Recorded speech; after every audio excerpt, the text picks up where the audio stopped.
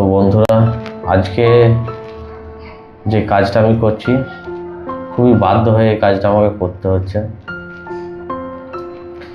তো এই ভিডিওটা যখন তোমাদের সামনে আসবে ততক্ষণে হয়তো আমি নাও থাকতে পারি,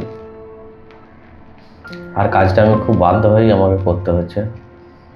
এই কাজটার পিছনে যারা আছে তাদের নাম আমি বলছি, আর যেটাই করছি তোমরা দেখতে পাচ্ছ, খুব বাধ্য হয়ে করতে হচ্ছে আমাকে। আমার স্ত্রী পাপিয়া সাহা, আমার মা পুরবী সাহা, আর ওদেরকে যে বুঝিয়েছে